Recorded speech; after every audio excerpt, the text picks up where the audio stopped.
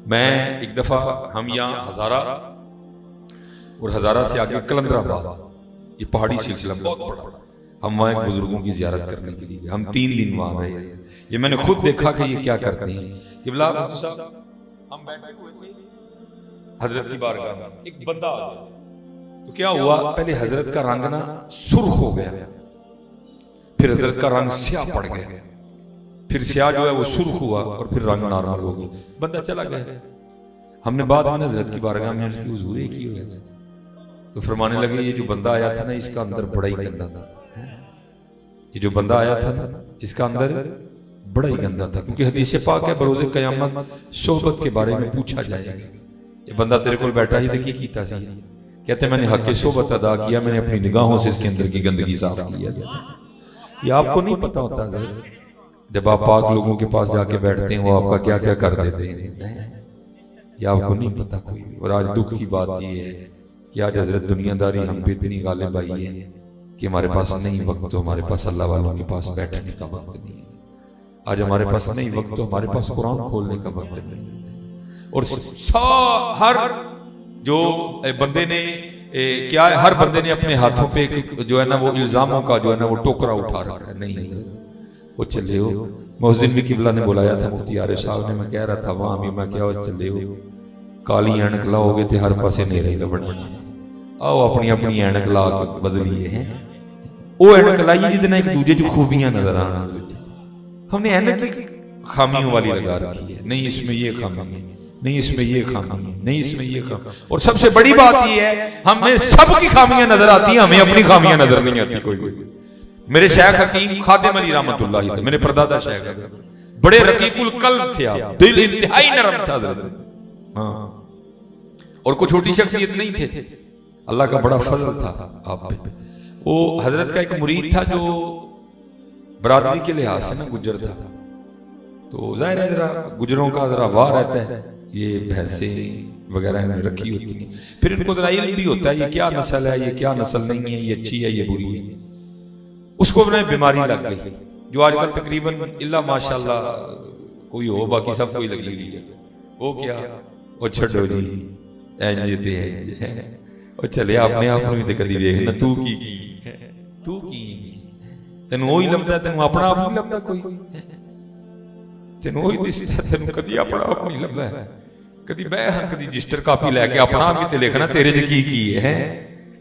वो मुरीद को बीमारी लग गई, अब उसकी तरबियत भी करनी थी, थे दिल के बड़े नरम, वो अल्लाह की करने के ईद आ गई, तो बस हजरत ने एक मौका बना लिया, उसको ना घर से बुलाया, फरमाने लगे भाई गल है कि तू बरादरी का गुजर है, डंगर शंगर तू रखे, तेन जरा डंगर का पता भी वाली, जरा चल मेरे नाल, मैनू को कुर्बानी वास्ते को लेला लै। वो हजरत के साथ बड़ा खुश खुश गया कि पीरां दा लेला लेना है। अब उसको ना मंडी में लेके चले गए, एक लेला आपने देखा, उसको फरमाने लगे जरा इसको देखा ठीक है कि नहीं। वो आगे बड़ा जो उनके चेक करने का तरीका था, उसने पहले ना वो खुरियां दबाई, फिर जनाब उसने पीछे से पुठ दबाई, कान देखे चेक करके, मुंह खोल के देखा, जो उसका तरीका था चेक करने का। और हजरत को कहता है हजरत को लेला चंगा नहीं थी, फरमाया ठीक। आगे गए दूसरा, उसने उसी तरह रिजेक्ट किया, तीसरा उसने उसी तरह रिजेक्ट किया, चौथा उसने उसी तरह रिजेक्ट किया। जब चौथे को रिजेक्ट किया ना तो हजरत भी बोल पड़े। आपने फरमाया भाई जी लेलियां जी नुक्स कड्डी जान दे, जरा सुनो हम लेले की कहन दे हैं। वो आगे सिर्फ करता है हुजूर लेले भी कुछ कहते हैं। आपने फरमाया कुछ नहीं, बड़ा बड़ा कुछ कहते हैं, वखरी गल तेरे के सुनन की कहानी कोई नहीं है। और करता हुजूर दसो है लेला हूं की कहन दे। आपने फरमाया लेला मैं कहन दिया ही हकीम जी इन्हें पूछो, हाँ मेरिया तो खुरियां भी दबा के चेक की, मेरे तो कान भी चोक के वेखे हूं, मेरा तो मुंह खोल के दंद भी वेखे छू, मेरी तो पिछू पुठ भी दबाई सी। इन्हें पूछो कदी अपने आप में इंज वेखी है? आओ मैं यार कदी अपने आप में वेखी। और मैं आपको कह रहा हूं हजरत जी, जिस दिन हमने खुद को देखना शुरू कर दिया उसी दिन आप कुर्ब की मंजिलें तय करनी शुरू कर दोगे। और इतनी देर हजरत जी खुद को न देखा, वक्त जिस तरह गुजर रहा है गुजरता रहा। इसलिए तो इकबाल ने कहा था अपने मन में डूब कर पा जा सुराग जिंदगी, तू अगर मेरा नहीं बनता ना बन, ओए अपना तो बन, ना कर तरले खाज खिजर दे, तेरे अंदर आग हयाती। ये हजरत अबू बकर शिबली रहमतुल्लाह तआला, ठीक है, बहुत बड़ा नाम है। रोज नहीं अबू बकर पैदा होते, रोज माए अबू बकर नहीं पैदा करते कोई भी। हाँ, बहुत बड़ी हस्तियां लिखा है। अब बातें चलो, मैंने मुझे था कि मैं और चैप्टर खोलूंगा, लेकिन खुल जरा ओखा चैप्टर गया, तसव्वुफ का चैप्टर। बातें थोड़ी शकील हैं, कोशिश करूंगा मैं जितनी आपके लिए नरम कर सकते हैं। वो लिखा है कि हजरत अबू बकर शिबली रहमतुल्लाह तआला अपने घर से वुजू करके मस्जिद आए, तो जो मस्जिद पे दरवाजे पर आए तो गैब से आवाज आई, अबू बकर बाहर ते धो ले, अंदर क्यों धोने? अबू बकर बाहर ते धो ले, अंदर क्यों धोने? वेख ते सही तू आन के घर लगा। ओ यार खुदा का वास्ता हाथ जोड़ के कहता हूं, कोई मस्जिदों में बंदे बन के जाया करो, चौधरी बन के ना जाया करो। खुदा दा वास्ता अल्लाह दे घर बंदे बन के जाया करो, चौधरी बन के ना जाया करो। हाँ, सरवरी ज़ेबा फकत उस ज़ाते बेहमता को है, हुक्म सब उसके लिए, बाकी बुतानी हाज़री है। ऐसी की है यार, इसीलिए तो जमाने गुजर गए हमें उसके घर जाते हुए, पल्ले हमारे कुछ भी नहीं पड़ा, क्योंकि हम कभी बंदा बन के गए नहीं हजरत। हम तो जाते हैं चौधरी बन के। हजरत शुक्र करो हजरत, वो ज़ात फिर भी रहम फरमा दे, चौधरी बन के ना जाओ हजरत। अपना जट बट राई मैर गुज्जर इसको बाहर छोड़ जाया करो और हुजूर का गुलाम बन के जाया करो। हाँ, जिस दिन हुजूर का गुलाम बन के हमने मस्जिद में जाना शुरू कर दिया ना, वो भी तुम्हें खाली नहीं भेजने लगा, वो भी तुम्हें बादशाहियां अता करके भेजेगा। हाँ जी, ये हम मस्जिद जाते ही कोई नहीं। कभी अजान देने पे लड़ाई, कभी अकामत कहने पे लड़ाई, कभी जगह पे लड़ाई। ये क्यों लड़ाई नहीं हजरत? कभी बंदे बन के मस्जिद में जाना, फिर देखो दे के क्या क्या भेजता है। हम तो माया तुही मस्जिद च आंदे ही नहीं लैन, तुही तो मस्जिद मनुआ बड़ा बहाना आंदे हो कि ही चौधरी हैं, वो लेने आओ, देखो तो सही दे के क्या भेजता है। और मैं आपको कह रहा हूं, हमें मरवा भी हमारा चौधरी पुना रहा है। जिस दिन बंदे बन के जाओगे देखो कर्म क्या होता है। हमारे वहां ना, हमारे उधर गुजरात में कोई आज भी हैं वो बंदे, बस पर्दा रखना चाहिए, अगर किसी ने कहा हो तो फिर मैं नाम ले भी देता हूं, लेकिन आज भी वो मौजूद हैं। वो हजरत साहब है ना, वो आज भी अगर को सेपरेट मिलना चाहे मैं मिला भी दूंगा। और अमीर कबीर है माशाल्लाह, 7 बेटे उनके, ऊपर अमीर बाप हो, 6 ऊपर भाई हो, तो आपको पता फिर एक अद्धा अथरा निकल ही आता है। जो 7वां था ना, वो भी अथरा निकल आया। हुआ क्या, एक दिन बस हाथ से गोली चल गई और किसी का बेटा मर गया। बेटा भी जिसका मरा ना, वो भी को लैंड लॉर्ड था, केस चला, पैसे इधर से भी लगे, पैसे उधर से भी लगे, क्योंकि वो था ही हक पे, इसलिए इधर वाले पैसे रायगा गए और जज ने उनके बेटे को सजाए मौत सुना दी। वो बैठे थे, हजरत साहब जैसे, किबला मुफ्ती साहब जैसे किसी सलाहगीर ने सलाह दी, हजरत जी ये हुण खेड़ पैसे नहीं दिए, जाओ कि तुम दुआ लो, हो सकता है किसी दी जी मिले तो तुहाडा काम बन जाए। वो कहते हैं मैं निकल खड़ा हुआ, उससे मिल उससे मिल उससे मिल उससे, किसी ने कुछ कहा, किसी ने कुछ कहा। वो होते होते ना सियालकोट मेरे दादा शाह की बारगाह में आ गए, आके सारा मुद्दा पेश किया।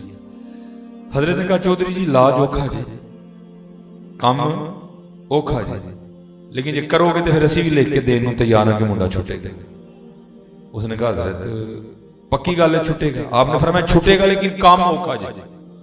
उसने कहा तुसी दसो मुंडा छुटेगा, आपने फरमाया छुटेगा। उन्होंने कहा जनाब मैं नहीं करांगा। आपने फरमाया करना है चौधरी साहब के मस्जिद च टुर जाना ते जाके पहले नमाजियां दी जुत्तियां सीधियां करना हैं, फिर जमात ने नमाज पढ़नी है तो पढ़दे बाहर आ जाना, ते की करना है फिर लोगों को जुत्तियां पवाणियां। उन्होंने कहा हजरत काम ते वाकई बड़ा औखा, काम ते वाकई बड़ा औखा है। आपने फरमाया तुहानू ते पहले आखिया, लेकिन दूजी गल साडी भी सुन लो, जे करोगे तो मुंडा भी छूटेगा। लो जी वो चौधरी साहब मुझे बताने लगे, कहते नहीं इब्तिदा में मैंने क्या किया कि मुंह ना इस तरह कर लेना कि किसी को पता ना चले कि फलाने चौधरी हो रही है। और दूसरी हजरत ने शर्त ये लगाई थी कि जिस मस्जिद में एक बार ये काम कर लो दूजी में नहीं करना, मस्जिद बदलनी है, ताकि रोज मरे जड़ा अंदर वाला रोज मरे। वो कहते इब्तिदा में तो मैंने इस तरह किया कहते हैं फिर होते होते वो भी वक्त आया कि मैंने ये भी छोड़ दिया, अंदर वाला मरन लग गया। कहते हैं करते करते ना मैं एक दिन कुल्लू वाल था, जोहर की नमाज मैंने पढ़ी। कहते पहले मैंने जूतियां सीधी की, सबका रुख बाहर की जानिब किया। कहते जाके नमाज अंदर पढ़ी। कहते मैं जल्दी से बाहर आ गया कि चलो जड़ा नमाजी आएगा मैं जूती पाऊं। कहते मैं सर नीचे करके बैठा था, एक बंदा आया, उसने आके जूती को पकड़ा। कहते मैंने पकड़ ली और मैंने ना उनके पाँव, वो कहता है हज़रत की करते पे हो, चिट्टी ताड़ी दाढ़ी ये थे ना करो कोई। तो कहते चोट लगी हुई थी अंदर। कहते मुझे रोना आ गया। तो कहते मैंने रो के ना उस बंदे को, सर नीचे ही था, तो कहते मैंने रो के कहा दुआ कर रब में मेरी चिट्टी दाढ़ी दे रहे हैं। तो साथ में फूट फूट के रोने लग पड़ा। कहते वो जो बंदा खड़ा था ना जूती वाला, वो मेरे कंधे पे हाथ रख के कहता है हज़रत मुंह तो उत्ते करो, कौन हो तुसी ते क्यों रोन दे? कहते जब मैंने मुंह ऊपर किया ना तो क्या देखता हूं, कोई बंदा खड़ा है जिसका बेटा मेरे बेटे ने मारा था। वो कहते मुझे देख के कहता चौधरी जी है कितने है की? कहते ने मैं तेनू कख नहीं कहता क्योंकि मेरे पुत्र ने वाकई जुल्म किया है, तेरा जवान पुत्र मारे, मैं तेरे को कख नहीं, जो तू कीता है तेरा हक सी, मैं तेनू कख नहीं कहता, मैं ते रब मनान निकलिया मैं, दुआ कर मेरा रब मैनू माफ कर दे। वो बंदा कहता है कि सब उठो सवेरे जाके मैं लिख के दे देना मैं तुहाडा मुंडा माफ किया। हाँ ये लिख के देखो बादशाहियां तुम्हारी हैं। ते काका जी जे को आकड़ के लब ले को आकड़ के काका जी लभदा है, चूड़ियां वालियां नाज वखावन ते दूर निकालियां जाम, कट्टे परियां इजज वहावन ते कुरु हुजूरी पावन। हजरत जुनैद बगदादी जो सैयद से कुश्ती आ रहे थे, जितन जितन हर कोई खेडे तू हरन खेड फकीरा, जितन दा मुल कोडी पैसी हरन दा मुल हीरा। हजरत जुनैद फिर हुक्म आया जुनैद मखलूक से अलहदगी इख्तियार कर ले। सबा सनाबिल मीर अब्दुल वाहिद बिलगरामी रहमतुल्लाहि तआला फरमाते हैं 14 साल हजरत जुनैद बगदादी ने बगदाद के बियाबानों में कुर्ब इलाही पाने के लिए मुजाहदे किए, मुशक्कतें उठाई हैं, रातें जागी, हजरत ने भूखे काटी। 14 साल बाद जब हजरत में ये कमाल पैदा हो गया तो आपको हुक्म इलाही ये आया कि जुनैद मखलूक का रुख कर और लोगों को जाकर हमारी तरफ दावत दी। 14 साल बाद हजरत जुनैद बगदादी रहमतुल्लाहि तआला बगदाद की तरफ वापस लौट रहे थे, क्योंकि हजरत सवारी के बगैर चलते आ रहे थे। कोई घोड़े पे गुजरा, देखा हजरत जुनैद आ रहे हैं। बगदाद को प्यार तो बड़ा था ना हजरत जुनैद से, क्योंकि बगदाद ने देखा था आप सैयद से कुश्ती आ रहा है। वो कोई ऊंट पे गुजरा और देखा कि हजरत पैदल आ रहे हैं, कोई बैलगाड़ी पे गुजरा और देखा कि हजरत, ये खबर आग की तरह बगदाद में फैल गई कि 14 साल बाद हजरत जुनैद बगदादी कुर्बे इलाही की मंजिलें तय करके बगदाद की तरफ वापस आ रहे हैं। तो क्या हुआ, वो लिखा कि सारा बगदाद ना वो फूल लेके हजरत के इस्तकबाल के लिए निकल आया। सारा बगदाद बाहर आ गया कि हजरत पे फूल फेंकने। और बड़े बारीक लोग थे हजरत। जब आपने देखा ना कि सारा बगदाद फूल लिए खड़ा है तो अपने आप को मुखातिब करके कहते हैं ओए जुनैद, ओए नफ्स जिन्हों 14 साल की लड़ाई करके ढाया है, जे इन्ने फुल उत्ते डिगे देने ते फिर मोटा हो जाना, की करा किवें जान छड़ावा लोकां को है अल्लाह।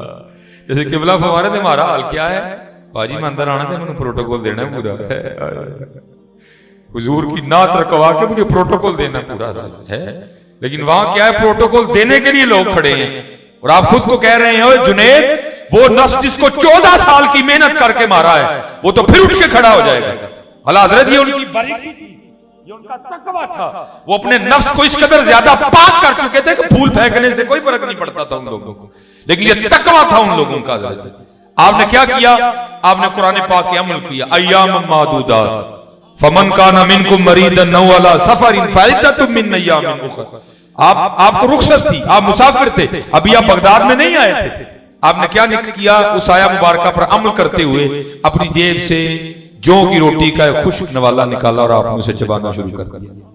हम लोग भी बड़े बादशाह हैं, बंदे को उठाते भी हैं तो गिराते भी हैं। वो किसी की जानिब तवज्जो नहीं गई कि हजरत तो मुसाफिर है, वो हम हुस्ने जान नहीं रख रहे। वो लोगों ने आपस में बातें शुरू कर दी, भाई ये जुनैद क्या करके हैं, 14 साल रोजा ही नहीं रखा कोई।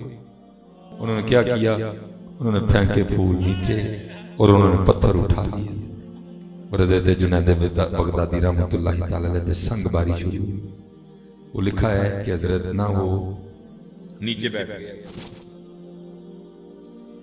वो ताकि सड़कों को पत्थर ना लगे, वो पत्थर बरसते रहे और हजरत खुद को मुखातिब करके कहते रहे जुनैद ऊंच चंगा रहे, अपने नफ्स को मुखातिब करके ऊंच चंगा रहे। वो शेख सबा सनाबिल में लिखते हैं कि एक बच्चा था जिसको पत्थर कोई नहीं मिला, उसने अपना गुस्सा किस तरह निकाला, उसने आके हजरत जुनैद बगदादी पे थूक फेंका। वो लिखा लोगों के पत्थर तो खा गए लेकिन बच्चे का थूक बर्दाश्त नहीं, और आप उसी तरह रोते रोते घर आए। फिर देखो हजरत वो कितना करीम, हिजाबात उठ गए और आवाज क्या आती है, जुनैद ना रो। अगर हम बगदाद वालों को बता देना कि जुनैद का हमारी बारगाह में मकाम क्या है, तो सारे बगदाद वाले सारा कुछ छोड़ के आगे तेरे दरवाजे पे बैठ जाएंगे। अब आगे से हजरत जुनैद क्या अर्ज करते हैं, रब्बे करीम अगर मैं भी लोगों को बता दूं ना कि तू कितना करीम है, तो लोग भी तुझे सजदा करना छोड़ दें।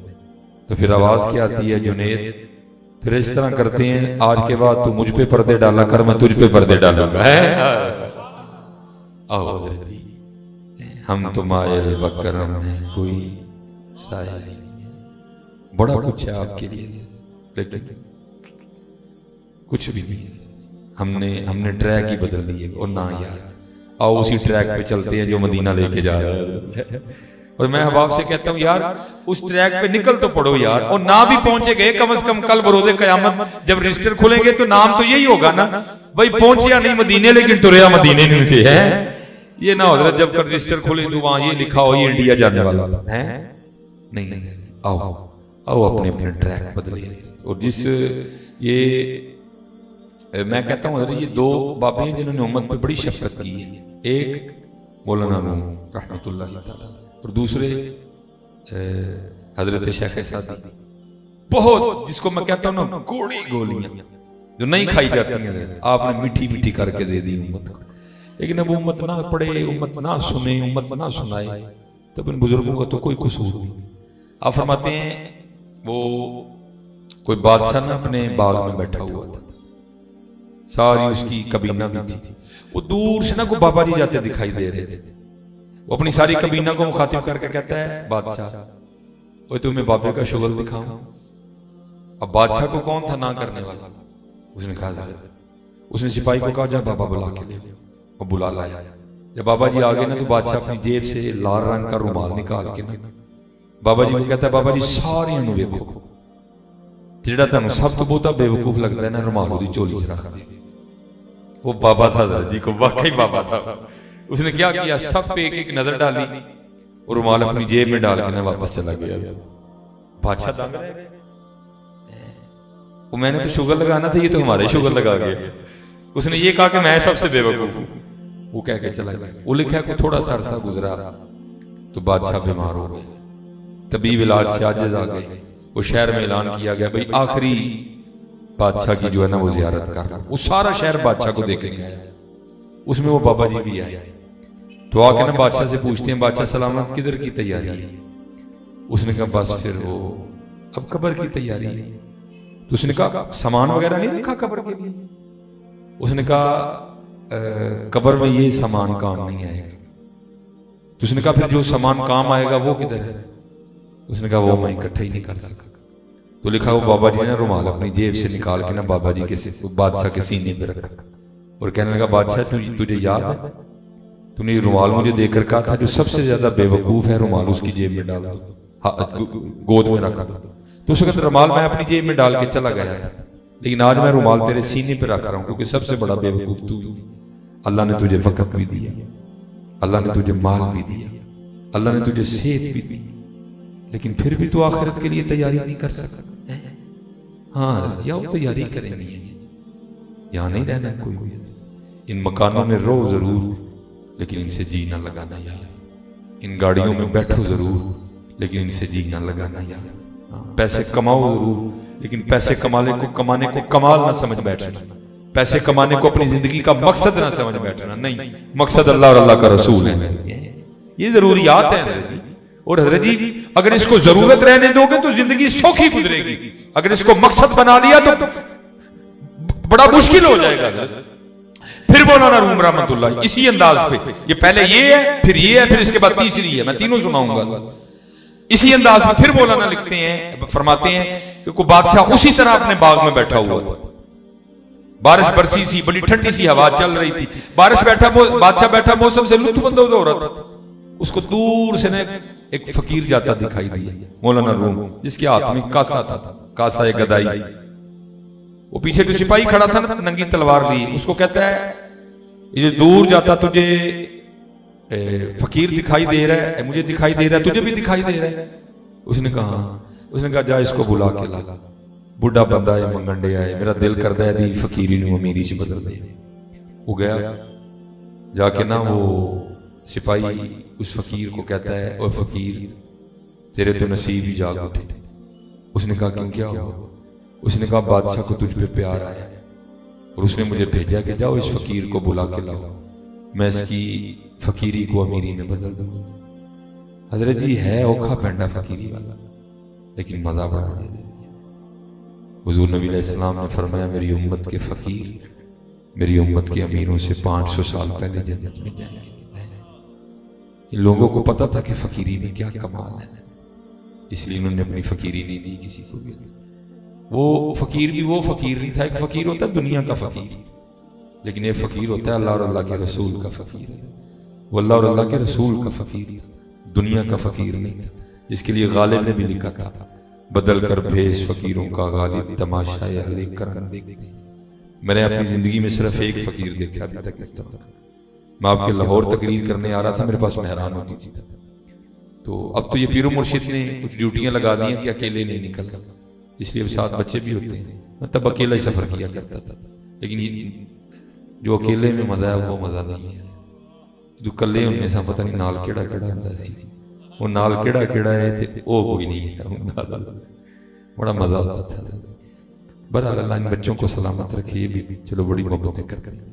मैं हज़रत जी ये मुरीद का क्रॉस करके ना, मुरीद का और रावी रियान के दरमियान में मैं ज़ाहिर दूर आता बंदे को दिखाई देता है कि आगे क्या है। एक बाबा जी खड़े थे जो सड़क क्रॉस करना चाहते थे लेकिन हो नहीं रही थी, जो सड़क क्रॉस करना चाहते थे हो नहीं रही थी, थोड़ा सा चलते फिर पीछे आ जाते। मैंने जाकर महरान साइड पे लगाई, बाहर निकला, उसको लॉक किया, मैंने बाबा जी का हाथ पकड़ा और गाड़ियां रोकते हुए न मैं उनको दूसरी सड़क दे गए।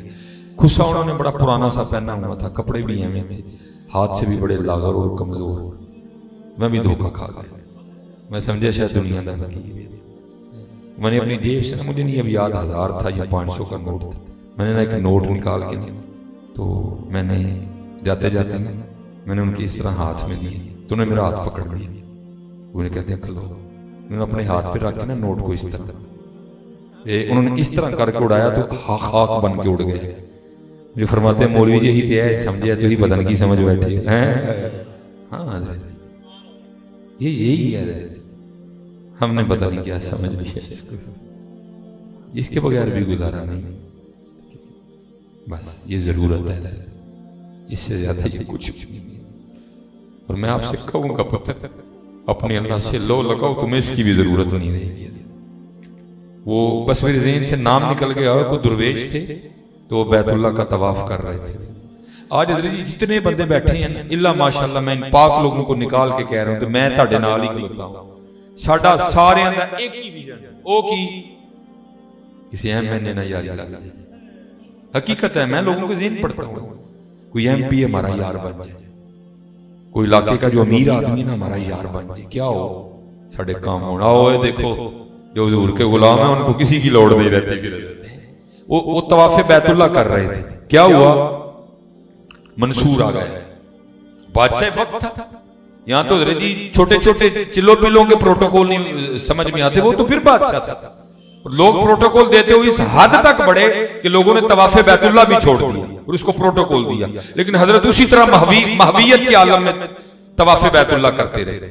अब गुस्सा उसको बड़ा लगा मंसूर को, और था भी वो बड़ा उलमा का दुश्मन, बड़े बड़े उलमा उसने शहीद करवाए।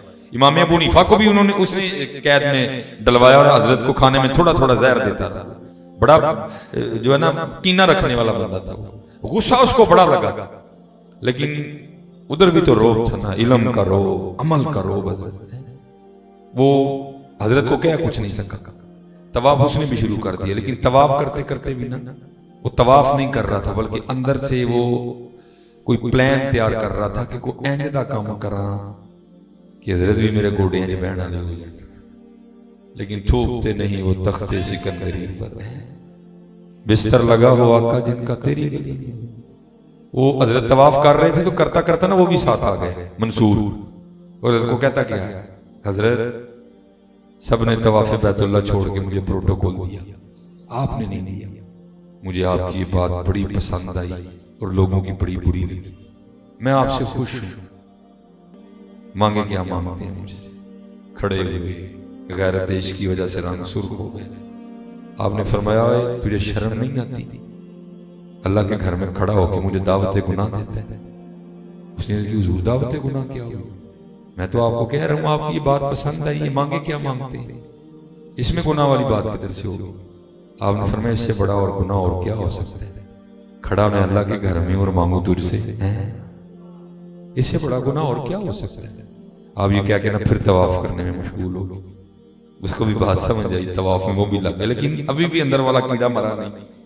हजरत ने 7 चक्कर खत्म किए, मकाम इब्राहिम पर आकर नवाफिल अदा किए, आप जमजम शरीफ पिया और आप बाहर निकल गए। अब वो भी पीछे गया, मंसूर भी। जब हजरत हुदूद हरम से बाहर निकल गए तो फिर जाके हजरत का हाथ पकड़ लिया और अर्ज करता है हजरत वाकई गलती पे थे, माफ फरमा दें, लेकिन अब तो आप मस्जिद से बाहर आ गए हैं, तो अब मांगे क्या मांगते हैं? आपने फरमाया अच्छा अगर तुझे देने का इतना ही शौक है तो फिर तू ही बता क्या मांगू तुझसे, दीन मांगू कि दुनिया मांगू? वो आगे से करता है हुजूर बात ही है कि दीन के तो आप बादशाह हैं, वहां तो हम आपके मोहताज हैं। अल्लाह ने मुझे दुनिया अता की है, दुनिया में से कुछ मांग ले मुझसे। है आपकी आंखों में आंसू उतर है। आपने फरमाया मंसूर जिसने दुनिया बनाई है मैंने कभी उससे नहीं मांगी तो उससे किस तरह मांग लूं? है दो जहां से बेगाना करती है दिल को, दो जहां से बेगाना करती है दिल को, अजब चीज है लज्जत आशनाई है। और फिर यहां मेरे बुजुर्ग पढ़ा करते थे चा जन्नत दी नेको कारानू, चा जन्नत दी नेको कारानू, दर दोज़ख दा बदकारानू, असी असीर हाँ तेरियां जुल्फां दे, जन्नत दोज़ख की जाना है। वो इसलिए हज़रत जी मेहनत करो, है ठीक है जी, हैं मेहनत करो, निकले हज़रत जी इन मामला से। तो वो जो है ना उसने सिपाही भेजा उसको बुलाने के लिए फकीर को। वो सिपाही जाके ना फकीर को कहता है ओए फकीरा तेरे भाग जाग गए। उसने कहा क्यों क्या हुआ? उसने कहा बादशाह वक्त को तुझ पे प्यार आया और उसने मुझे भेजा कि जा फकीर को बुला के ला, बुढ़ापा है, मेरा दिल चाहता है मैं इसकी फकीरी को अमीरी में बदल दूं। तो फकीर आगे से कहता है बादशाह ने जाके कह तुझे तेरी अमीरी मुबारक, मुझे फकीर ही रहने दे, मुझे फकीर ही रहने दे। तो उसने कहा भाई बात ये है बादशाह है, तेरी भी गर्दन नहीं रहनी, रहनी मेरी भी नहीं है, जो कहना जाके उसको कह, मेरे साथ तो चलना। वो चला गया, जाके बादशाह के दरबार में पेश हुआ, जो अदाब थे बजा लाया। बादशाह ने भी कहा देखो बूढ़ा वक्त बुढ़ापा तेरा मांग रहा है, बता क्या चाहता है मैं तुझे दूं। उसने हाथ जोड़ के अर्ज की हुजूर आपको आपकी अताएं मुबारक, मुझे फकीर ही रहने दे। बादशाह था बात मिजाज के खिलाफ थी। वो कहता है मैं कह रहा हूं मांग, तो तू कौन होता है इनकार करने वाला, मांग क्या मांगता है? उसने फिर अर्ज की हुजूर माफी दे दो, फकीर ही रहने। बादशाह को रूस आया, उसने कहा मैं कह रहा हूं मांग, तू कौन होता है इनकार करने वाला, मांग कुछ। अब फिर फकीर को भी गुस्सा आ गया। उसके हाथ में जो कासा था वो आपने देखा ना फकीरों के हाथ में काले रंग का होता है, उसके आगे करके कहता है चल बादशाह फिर अगर तुझे देने का इतना शौक है तो मेरा कासा भर दे। बादशाह कहने लगा निकला ना फकीर का फकीर, और कुछ मांगता तो सही, ये कासा भरना कौन सा मुश्किल काम है, ये देख मेरे गले में कितनी हीरे जवाहरात से भरी हुई मालाएं हैं, वो आदि भी डाल दूं तो तेरा कासा भर जाएगा। उसने कहा बादशाह सलामा जी तू ऊपर हो गए फिर तू देखा कैसी। उसने उतार के ना कुछ फेंकी, लेकिन वो इसी तरह थी जिस तरह ऊंट के मुंह में जीरा। बड़ा हैरान हुआ ये क्या, जो बकिया थी उसने वो भी फेंक दी, लेकिन वो भी उसी तरह। वो पीछे जो वजीर खड़ा था उसको कहा जो जो तूने पहना तू भी फेंक, उसने भी फेंका, फिर कुछ नहीं, कासा इतना सा। दूसरे वजीर को कहा तू भी फेंक, उसने भी फेंक दी, फिर कुछ नहीं। जो जो जिसने पहन रखा था ना सब कुछ उतार कर उन्होंने कासे में डाल दिया। मौलाना फरमाते भरा फिर भी नहीं गया। उसने वजीर खजाना से कहा ये 2 मटके भर के लाओ अशरफियों के और ला के इसके कासे में डालो, 2 से भरी जाएगी। मौलाना फरमाते 2 छोड़ के उसने सारा खजाना डाल दिया, फिर भी नहीं भरा गया। अब समझ उसको भी आ गई कि मैं किसी बड़ी चीज को छेड़ बैठा हूं। हाथ जोड़ के अर्ज करता है हुजूर मुआफ फरमा दो। आपने फरमाया मैं तो तेन पहले किया, अभी शुक्र कर मैंने तुझसे कुछ मांगा नहीं, फिर तेरा ये हाल, अगर मांग लेता तो फिर तेरा क्या बनता है। जाओ इस कासे को जाके वापस उठे। कहता है हुजूर कासा बाद में उठे लीजिएगा, पहले एक राज बताएं मुझे। ने पूछा वो क्या? उन्होंने कहा हुजूर इतना सा कासा है, मेरी सारी सल्तनत का खजाना डाल दिया गया, फिर भी नहीं भरा। अब इस कासे का राज तो बताएं, ये कासा है क्या है? तो आपने आगे से फरमाया ओ बादशाह, ये आम कासा नहीं है, ये खाशों का कासा है। ये आम कासा नहीं है, ये खाशों का कासा है। और हुजूर नबी अलैहिस्सलाम ने फरमाया है इसको कब्र की मिट्टी के अलावा कोई भी नहीं भर सकता। ये किससे भरा गया है? अगर खाशों के पीछे लग गए तो ये पूरी हुई है किसी की अपने। अब मैं चलो नाम नहीं किसी का लेता, अपनी जमातें देख लो, भरा इनका, मुल्क लूट के खा गए हैं, भरा इनका। और बुढ़ा वेला जाओ जाके किते बैतुल्ला को नुकर मलो ते रब को माफी मंगो जड़ियां पाकिस्तान नाल ज़्यादतियां कीतियां। जाओ जाके कहीं मस्जिद नबी में बैठो और हुजूर से जाके माफी मांगो जो हुजूर के पाकिस्तान के साथ इन्होंने किया। लेकिन की ये बुढ़ा वेला आ गया, भरिया फिर भी नहीं है। किसी ने धी तोड़ी है, किसी ने पुत्र टोरे है, भरिया किसी दर नहीं गया। और क्योंकि बाज फकीरा किसे ना मारिया जालिम चोर अंदर दाऊ। मैं हाथ जोड़ के अर्ज करूंगा हजरत तेनू भरने वाले पासे न लगो, किसी का नहीं भरिया गया। आओ अल्लाह और अल्लाह के रसूल की रजा से राजी हो जाइए। फिर देखो हजरत जी जिंदगियों में मजे क्या है, फिर देखो तो सही जिंदगियों में रंग। इकबाल ने कहा नहीं था खुदी को कर बुलंद इतना कि हर तकदीर से पहले खुदा बंदे से खुद पूछे बता तेरी रजा क्या है। ये किताब है तज़किरा गौसिया, गुल हसन शाह कादरी रहमतुल्लाहि तआला इसके मुसन्निफ है। ये मलफूजात है सैयद गौस अली शाह रहमतुल्लाहि तआला। आपने उसमें लिखा है कि क्योंकि हजरत इंडिया के रहने वाले थे, आपने लिखा है कि जमुना नदी में बाढ़ आ गई, सैलाब आ गए। जो हजरत की गांव की साइड वाला बंद था ना वो टूट गया, लेकिन मुकम्मल नहीं टूटा। और जो पानी है ना वो गांव की तरफ आना शुरू हो गया। अब सबको पता था कि पानी पे किसी का जोर नहीं।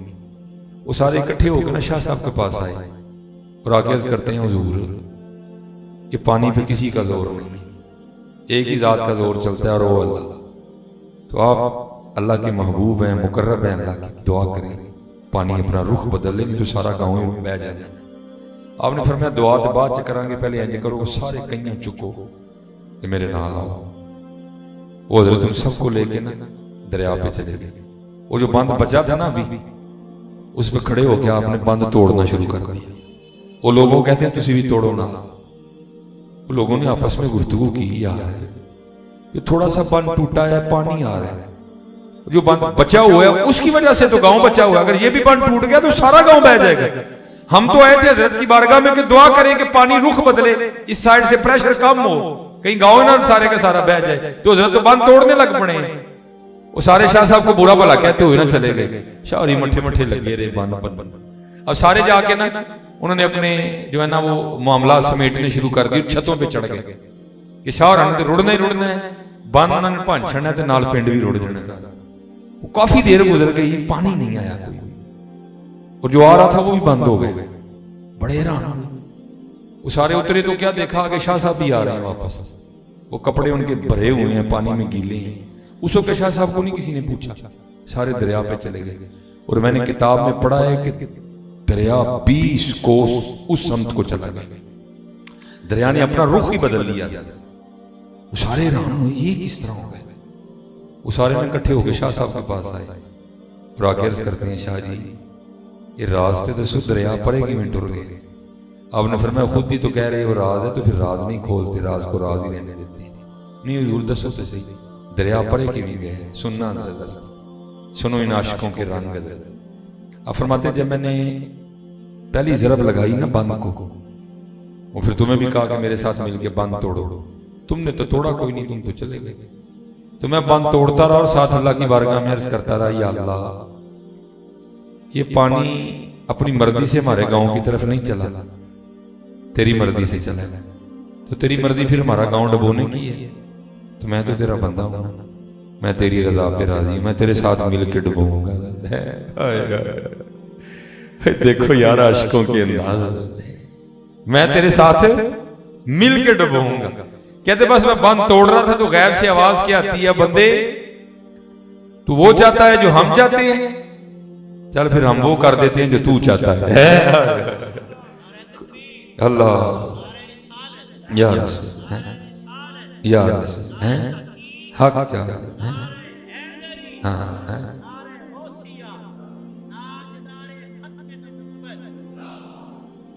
हैं अपने मन में डूब कर पा जा सुराग जिंदगी, तू अगर मेरा नहीं बनता बन अपना तो बन। मेहनत करो यार, अपना आप जाया न करो। वो चले हो बेखबर तू जोहरे आईना अय्याम है, तू जहां में खुदा का आखिरी पैगाम है। और बहु किसे पाक कर और लबो अपना बदल, किते ना जाया कर बैठी है, किते ना जाया कर बैठी। बहु किसे पाक भी सोचते लबो अपना जेड़ा गवा बैठे थे, लबो अपना बदल, शायद लब जाए तो जिंदगी का मकसद समझ आ जाए। हजरत ना होए अलफ आया सै तू लाल खरीदनी, वंज कोलियां दा गले विच पा बैठो, तेनू भेजिया सी कस्तूरी खरीदने, ढेर हिंग जवैन दा ला बैठो। मियां हदायतुल्लाह उस शान की मुंह विखाएगा जिदा सारा ही सौदा काटे पा बैठो। फिर मियां मोहम्मद बख्श साहब भी बोले, आप क्या फरमाते हैं? आप फरमाते हैं लो ए लो लो ए लो ओ पर ले कुड़िए जे तुद पांडा परना। अच्छे है भैया, आओ मसीते चलिए, लत्तां काम कर दी ने, आओ मसीते चलिए, दौड़ दौड़ के मसीते चलिए। आज जवानी है जरा, आओ को मेहनत कर रही है, आओ को मेहनत कर, आज टाइम है, आज करिए पुत्र। लो ए लो ए लो ए लो ए ओ पर ले कुड़िए जे तुद पांडा परना। ओ शाम पई बिन शाम मुहम्मद ते कर जांदी ने डरना है। अज वक्त है, ऐसे वक्त को गनी मिल जाने। हुजूर अमीर मिल्लत पीर सैयद जमात अली शाह रहमतुल्लाह बड़े पाक लोग थे। और लिखा है, मैंने हजरत के लिए पढ़ा है, अक्सर तो हजरत तबलीगी दौरों पर रहा करते थे, लेकिन जब कभी आपने अलीपुर शरीफ होना ना तो क्या करना, आपने वहां एक मुरीद की ड्यूटी लगा रखी थी कि भाई मैं संगिया जी असर की नमाज पढ़ के बाहर आवा ना मस्जिद तो तू पहले ही छापर में तूड़ी पा के रखनी। तूड़ी देखी ना जो जानवरों को डालती, तू पहले पा के रखनी। उसने तूड़ी डाल के मस्जिद के बाहर खड़े हो जाना। वो आपने जब मस्जिद से बाहर आना तो आपने उसके हाथ से तूड़ी का शॉपर ले लेना। थोड़ा सा आगे जाके ना एक साफ पानी की नदी थी, जैसे आपके लाहौर में भी वो नहर गुजरती है, ठीक है। तो क्या करना, वहां जाके ना वो जो तूड़ी है ना उसका शापर उंडेल देना, उसको गिरा लेना तूड़ी को, और क्या करना, वो नदी के किनारे बैठ जाना। और करना क्या, वो तूड़ी का एक तिनका उठा के उसको पानी में फेंकना। तो उसने पानी के बहाव के साथ बह के थोड़ा सा आगे जाना, तो फिर खुद मुखातिब करके कहना जमात अली इन्हें वापस नहीं आना।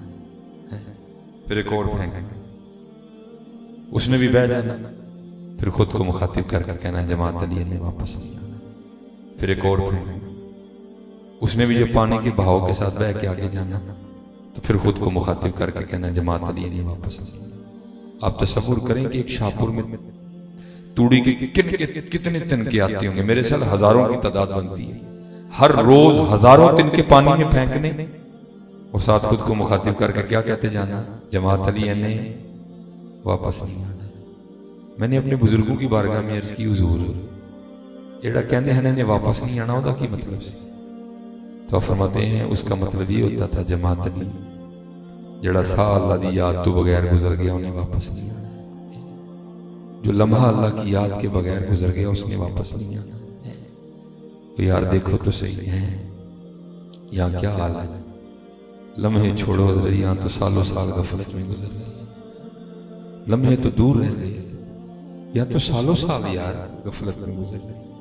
हमारे नामा अमाल में नमाजी नहीं, हमारे नामा अमाल में तिलावत कुरान करीम नहीं, हमारे नामा अमाल में दुरूद नहीं, हमारे नामा अमाल में सिला रहमी नहीं, हमारे नामा अमाल में आपस में मोहब्बत नहीं, हमारे नामा अमाल में एक दूसरे पे तरस खाना नहीं, हमारे नामा अमाल में एक दूसरे को माफ करना नहीं। और कल किस तरह अल्लाह की बारगाह में जाना है, क्या मुंह लेके जाएंगे, क्या जवाब देंगे अल्लाह की जात को? और बंदे तुझे 60 साल दिए, तुझे 70 साल दिए, तुझे 50 साल दिए, तुझे 55 साल दिए, बता क्या करके आया है, क्या कहेंगे जी जाके हैं? क्या अल्लाह की बारगाह में जवाब देंगे जाके? नहीं है, आज वक्त है, आओ इस वक्त नू गनीमत जाना, आओ अपने रब को राजी कर लिए। और ये माशाल्लाह ये आपने, हम तो चलो पीछे से आए हैं, माशाल्लाह वो सामने नजर आ रहा है, सजावट भी हुई है, लाइटें भी लगी हुई हैं, ये माशाल्लाह जिसने किया है अल्लाह आपका कबूल कर ले। बस मैं आज बस को थोड़ा उलझन का शिकार रहे हैं, मैं आप सबको बस गुजारिश इतनी करके मैं अपनी गुफ्तगू से टूटो, यार ये जो बाहर लगा रहे हो अल्लाह तुम्हें तौफीक दे, लेकिन पुत्र अंदर भी लगाओ, अंदर भी लगाओ, क्योंकि सिर्फ बाहर लगाने से बात नहीं बनेगी, क्योंकि कुरान कह रहा है कद अफलाह मन तज़क्का, तहकीक कामयाब हुआ वो जिसने खुद को सुथरा कर दिया। बाहर भी लगाओ और अंदर भी लगाओ, क्योंकि बाहर लैटे हैं अंदर लैटे नहीं है कोई। अल्लाह आप सबको सलामत रखे, बाकरामत रखे। तो बस कुछ मामला इस तरह का है, तो अल्लाह हमारी तन्हाइयाँ पाक कर दे, अल्लाह हमारी महफिलें पाक कर दे, और अल्लाह हमें तन्हाई में रोने वाली आंखें अता कर दे, अल्लाह हमें अपने और अपने महबूब अलैहिस्सलाम की मोहब्बत से नवाज दे। ये जो आप सब ने मोहब्बत की है अल्लाह इसे कबूल फरमा दे, ठीक है जी। और जो कहा है अल्लाह कबूल करे, और वो वक़्त की कमी की वजह से नहीं कह सका, मेरी अल्लाह के हुजूर दुआ है अल्लाह बगैर कहीं कर्म फरमा दे। जितने पुत्र जवान बच्चे बैठे हो अपनी जवानियों की हिफाजत फरमा। ये जवानियाँ औरतों के लिए नहीं है, ये जवानियाँ हुजूर पे कुर्बान करने के लिए है। और इस वक्त अल्लाह है, हाँ ठीक है। और इस वक्त जरूरत है दीदी पाकिस्तान को आपकी, ठीक है। इस वक्त पाकिस्तान को आपकी जरूरत है, पाकिस्तान को जरूरत है खैर खाओं की, पाकिस्तान को जरूरत है मुखलिस लोगों की। और इंशाल्लाह मैं आपको बता रहा हूँ कि ये वक्त बड़ा करीब आने वाला है इंशाल्लाह, आप देखना। ये जो पाकिस्तान जो हुजूर नबी अलैहि सलाम का देश है, जिसे मोहम्मद अली ने बनाया था, देखना अल्लाह ने इसको कितना नवाजा, क्योंकि इन्ना माल उसरी युसरा, बेशक हर तंगी के बाद कुशादगी है। तो हमने तो जब से आंखें खोली हम तो तंगी में देख रहे हैं पाकिस्तान को, और इंशाल्लाह अच्छा वक्त आने वाला है।